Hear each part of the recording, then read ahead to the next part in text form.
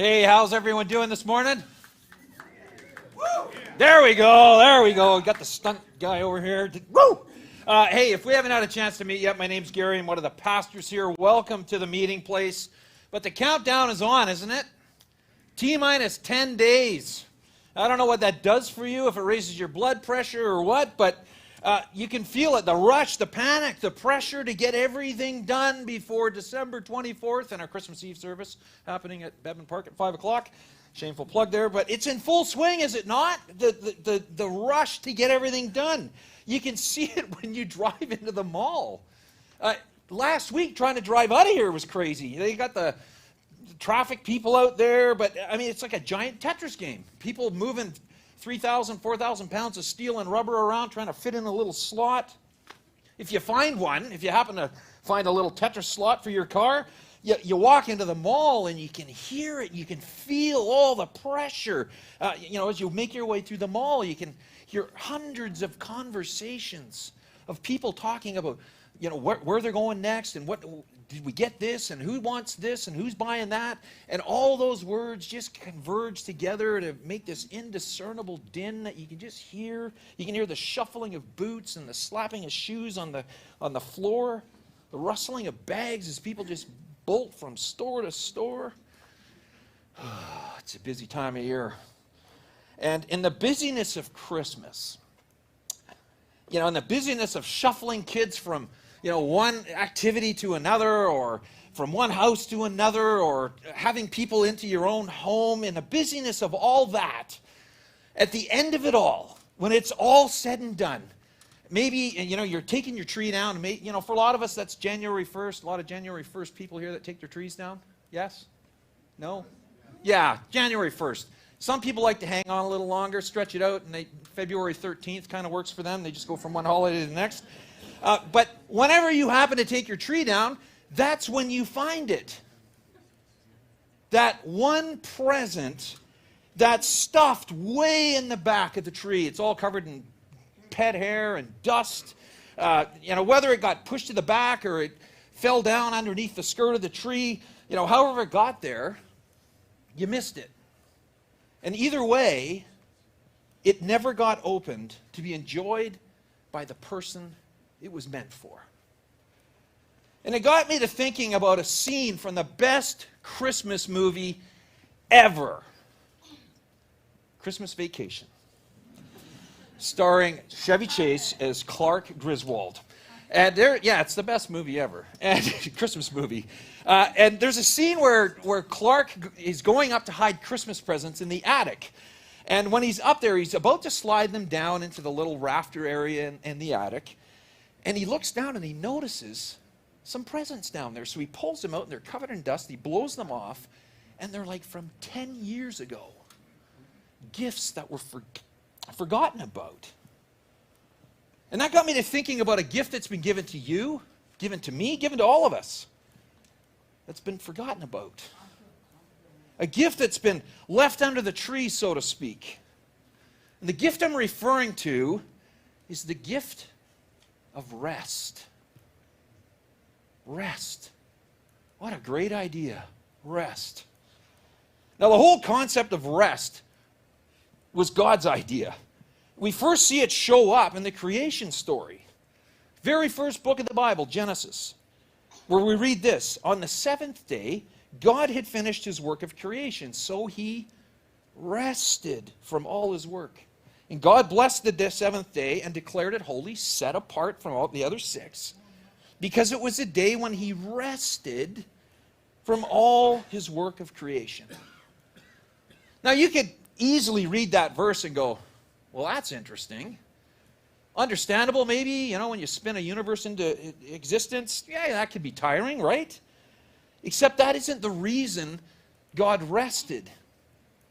Listen to these words found in the Old Testament. God's God. God doesn't get tired. God is the everlasting God, the creator of all the earth. He never grows weary or weak. When God took a break from creating, it wasn't because he was tired. When God rested, he was doing something very intentional. He was modeling something for you and for me. And he articulated that something later in the Ten Commandments. We've all heard of those. Listen to what it says. It says, observe the Sabbath day by keeping it holy, set apart, as the Lord your God has commanded you. You have 6 days each week for your ordinary work, but the seventh day is a Sabbath day of rest, dedicated to the Lord your God. In other words, what God is saying is thou shalt take a day off. You got to love a God who prioritizes taking a day off from your ordinary work, from the busyness of life, a day dedicated to him over all the other commandments. Because this one comes before, it's right near the top. All the other ones come later. Do not lie, thou shalt not kill, steal, covet, all those come later. The really cool thing about this is, as I mentioned, is this is more than just a commandment. This is a gift. This is a gift. And here's why I say that. The people that this commandment was originally given to, the Israelites, were a group of people who had just come out of 400 years of slavery. For generations, they had spent all their days, their waking hours, serving Egyptian taskmasters without a break, with no rest. For generations, they could only dream about the concept of a day off. But then God comes along, sets them free in this miraculous story in Exodus. You can read about it, the parting of the Red Sea, all that. And after he gets them out of slavery, he comes to them and he says, if that's not enough, he says to them, I got something else for you. I got a gift for you. And what's the best gift you could give to a bunch of former slaves? Rest. A full day of just plain rest, or as it was called, a Sabbath, which literally means to cease and to stop.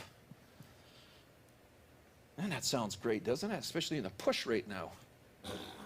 But maybe not when you take into account the commandment to take a day off was given to a people living in a 24/7 culture.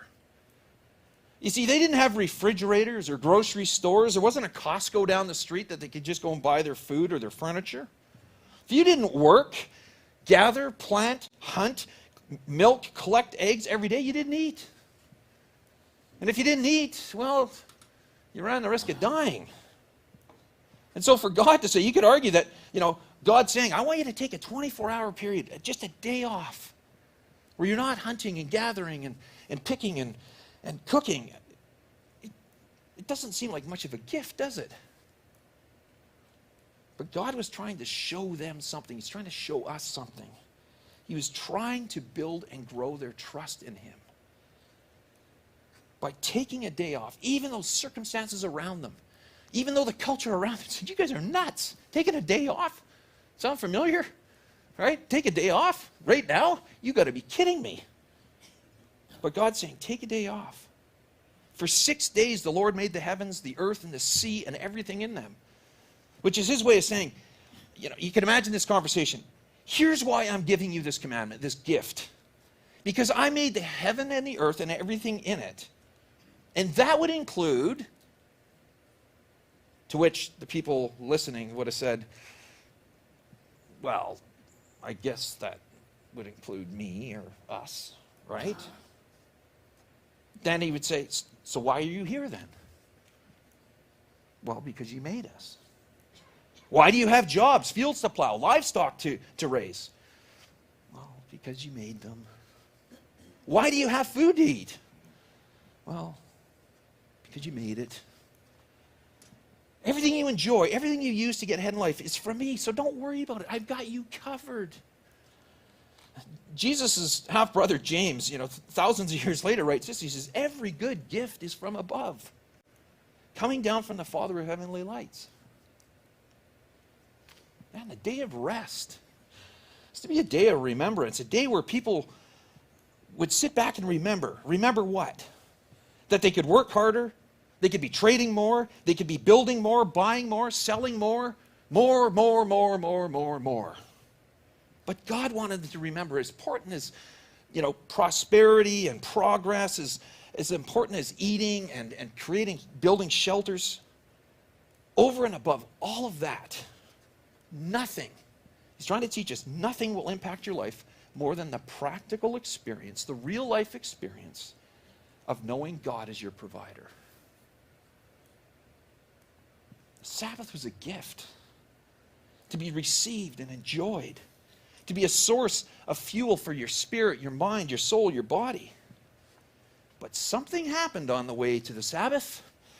A bunch of Jewish religious leaders at the time, guys named called rabbis, in an attempt to make sure, because they're all about the rules, to make sure people obeyed the law and observed the Sabbath, they turned it into this exhausting, stressful exercise that stole the gift of replenishment and restoration that it was meant to be.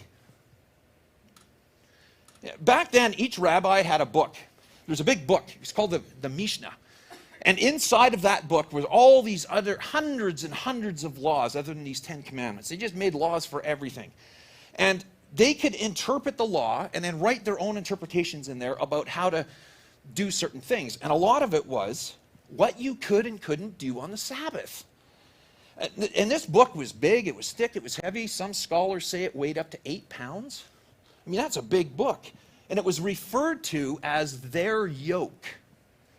Okay, so if you wanted to be a student of a certain rabbi, you had to be willing to take on their yoke. Okay, follow all the rules, follow them to the letter, to the T. Really good students back then were called dusty disciples. Why? Because they followed their rabbi so closely they got the dust coming off their feet. There were some bizarre rules in here. I'll just going to share a couple with you because they're just so mind-blowing. Listen to this. It was unlawful to move furniture on the Sabbath. So if you have a piano in your house, this could be a good thing, right? There was an exception in this, then that you were allowed to move a ladder. But you could only move it 4 steps. Any further would be considered work, and work isn't allowed on the Sabbath. Therefore, if you move the ladder 5 steps, well, you're in violation of the Sabbath. It gets weirder. You're allowed to eat radishes. Why you'd want to eat a radish is beyond me, but you were allowed to eat radishes on the Sabbath, but you were warned against dipping them into the salt, because if you left them in too long, you would start the pickling process. And pickling was considered work, and therefore in violation of the Sabbath. Or this one. I love this one. It was forbidden to spit on the Sabbath because you would make mud. And if you made mud, somebody could step in it. And if somebody stepped in it and then went to go into somebody's home or their own home, they had to clean it off their shoes. And cleaning mud off your shoes was considered work. And therefore, you were in violation of the Sabbath. So no Sabbath spitting allowed. Like, how crazy is that? And the irony in all of this is these rules were made so people could actually enjoy a day of rest. But in the end, they just made it heavy and burdensome and clumsy and impossible to rest. It was anything but the gift it was originally designed to be, which would explain these words from Jesus when he said this: "Come to me, all you who are wearied and burdened, and I will give you rest. Take my yoke upon me and learn from me, for I am gentle and humble in heart, and you will find rest for your souls. For my yoke is easy and my burden is light." There's a story in the Bible, and as a matter of fact, here's a little piece of trivia for you. When you're reading the Bible and you read the words, on the Sabbath, guaranteed, Jesus is going to be having a run-in with the religious leaders at the time. Happened every Sabbath, okay? Well, there's a story in the Bible when this happens. Jesus and his closest followers are accused of breaking the Sabbath because, you ready? They picked some heads of grain. Yeah, they're walking through a field, probably hungry, and so they just kind of ran their finger up the stalk, got a bunch of grains, started to rub it, break the husk off, which that was work. some religious leaders happened to see it, and so they said, "Hey, Jesus, what's going on? You know, you're a rabbi. You know the rules. Your students, your followers, like they blatantly broke the Sabbath right in front of you, and you didn't do anything." And I love Jesus' response. He looks at these finger-pointing religious leaders, and he says, "Guys, you got this all wrong. The Sabbath was made for man, not man for the Sabbath." In other words, the Sabbath was designed and created for you. It's a gift for you and given to you, but instead the Sabbath serving you, you're serving the Sabbath. And when you hear it like that, it sounds crazy, doesn't it? The Sabbath had become something other than it was originally for. It had all become all about earning God's favor by doing things just right. It was about performance, and to some degree, it was even competitive. You know, as everyone walked around and said, "Well, how are you doing following along?" "I'm doing pretty good. Look at all the check marks I got." That kind of thing. Got me to thinking, and I'm just going to throw this out there for you to think about. Haven't we done something similar to Christmas? Stop and think about it. Christmas has become something other than it originally was about. That's why we hear and say things like, "Put Christ back in Christmas," or "Jesus is the reason for the season." They're reminders of how far Christmas has drifted from what it was originally meant for, which was, for centuries, has been a focus on remembering the birth of Jesus. It's become something it was never meant to be. It's about parties and presents and giving and getting and rushing and going here and going there, trying to create the perfect day, the perfect tree, the perfect decorations, the perfect gift, the perfect turkey, and on it goes. And just like the religious leaders, just how they put rules around the Sabbath, we've got rules around Christmas. They might not be written, but they're rules nonetheless. I mean, maybe you can identify with this. You're walking down the hall or you're at your desk and somebody comes up to you and says, "Merry Christmas," and they hand you a card or a present. And the first thought that goes through your head is, "Crap, I didn't get them anything." Right? So now you feel obligated to return the favor. And so now you have to rush around and figure out, "Oh, what do they like? What should I get them?" All that kind of stuff, right? It happens to me all the time. Here's a little hack to help you get through that. If you don't want to be put in that position, beat them to the punch. Be the first one to hand out the card. Now the obligation's on them, right? Just a little something. It happens when it comes to spending limits. Man, never stick to the spending limit. Because if you do, inevitably the person that's buying for you is going to spend more. And then you're going to look like Scrooge. "Ah, you cheapie. You stuck to the $20, did you?" "Yeah, it might cost 60 or 70. Beat them to the punch. Set the bar. Okay? But on and on it goes. We feel like we have to attend every party. We're afraid that we might miss out on something if we don't go, or somebody will be upset if we don't show up. And so we run here and there trying to keep up. We get weighed down with the anxiety that comes as a result of trying to do Christmas just right. So we can sit back at the end of the season and go, "That was such a perfect Christmas. I got the perfect gift, gave the perfect gift." Yeah, it's no wonder for many Christmas has become this heavy and burdensome thing. It's anything but the most wonderful time of the year for a lot of people. And in the rush to do all of that, to keep up and fit in and have the perfect day, we forget the perfect gift that's right in front of us. The gift of rest. The gift that provides us the opportunity to be reminded of what Christmas is all about. God, think about this. God stepping across the universe and coming to this planet as a vulnerable baby.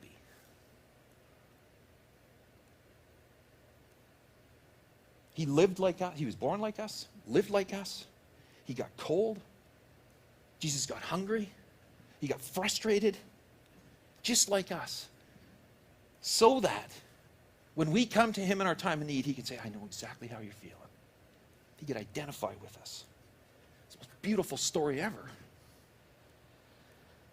I came across a video this week that absolutely blew me away. I would show the video, but it's like 240p, so you wouldn't really see anything on the screen. But here's how it went. I'll try and do my best to do a narrative. It begins with a camera shot on the second floor of a mall, pointing down to the lower floor. And it is packed with Christmas shoppers. There's people, you can barely even see the floor. There's people everywhere. There's a Santa Claus there, and people just scurrying about buying all their gifts and everything. The next shot is of a woman in the food court area who stands up and begins to sing Joyful, Joyful. At first, you can see in the camera, people are walking by and they're going, that's weird. Wonder what that's about. And they just keep walking. And then shortly after that, a couple of more ladies stand up and they join in. And then a guy. And then further down the hall, someone else starts. And then 4 guys going up the escalator bust into song. And they're all joining in. Another gentleman leans over the rail and he's singing from the second floor down to the first floor. It was absolutely amazing. But you know what grabbed me? The mall, as the camera panned back, the entire mall had come to a complete standstill. No one was rushing around. They stopped scurrying about. They stopped everything they were doing. And they listened as the best story in the world was brought to them in song. It was incredible. I wasn't even there, but I felt like I was. Just like the unsuspecting shoppers that day, I found myself doing the same thing. I stopped what I was doing, which at the time was putting this talk together. And for 5 minutes and 37 seconds, which was the length of the video, I had a mini Sabbath, because it was a moment where I pulled back from everything and spent time reflecting on God and the story of Christmas. This whole series, Christmas on Another Level, is all about us taking what we know to be true about Jesus and what he did, coming to this earth to love and serve others, to love and serve you and me, and taking a step toward doing the same things as he did. And one of those things was resting. You read all through the New Testament where Jesus took a break. He went to be alone. He went and hung out with his closest friends. He went out to connect with God. This series started with a challenge to go out and love this city some way, somehow, between December 1st and December 25th. And you guys have absolutely knocked it out of the park. I don't know if you've been on our Cole page on our website, themeetingplace.org/Cole. We've posted things that you guys have done, and it's just amazing. You guys have embraced it. And so, are you guys up for another challenge? Because remember, this is about you and I experiencing God and Christmas on another level. We're 10 days from Christmas. And maybe you're feeling caught up in that push, that fray, that pressure to get things done. The hustle and the bustle of it all. And as I say, take a rest. The idea of taking a rest, you're like, that's just crazy, dude. Like, do you know what my schedule looks like between now and the 24th? I get it. But here's the challenge. Between now and Christmas, would you be willing to take a shot at taking a rest? Just take a shot to do what Jesus did and just spend some time with him. Now, you might be asking yourself, okay, well, that's going to be a bit of a stretch, but let's say I'm going to do it. I don't even know what that would look like. What would that look like? Well, here's a couple of things you could try. Read the Christmas story. Go to the New Testament of the Bible, read the Christmas story in Matthew 1, it's found in Matthew 1, or Luke 1 and 2. Just read it. You've got free Bibles out the back or out in the lobby. You can download a version on your phone. And just read the story. Use your imagination and put yourself in that story. Grab one of the Echoes and Grace prayer booklets that we have. Again, they're available just outside the theater, in the lobby. Read through it, the entire thing. Doesn't take long, or just pick one prayer. But every day, just read one prayer or read through the booklet. Do that every day between now and Christmas. Take you 2-3 minutes. You could spend time reflecting on this message, last week's message, the week before that, whatever, using the coffee questions that are up there on our app. Here's one. You could listen to some Christmas music that celebrates and tells the story of Jesus' birth. Silent Night, Hark the Herald Angels Sing, Oh Holy Night. I mean, the list goes on. And let your mind and heart focus on that, if even just for a few moments. Begin to build into your life a rhythm of rest. You up for that? Open the gift of rest. It's there for all of us.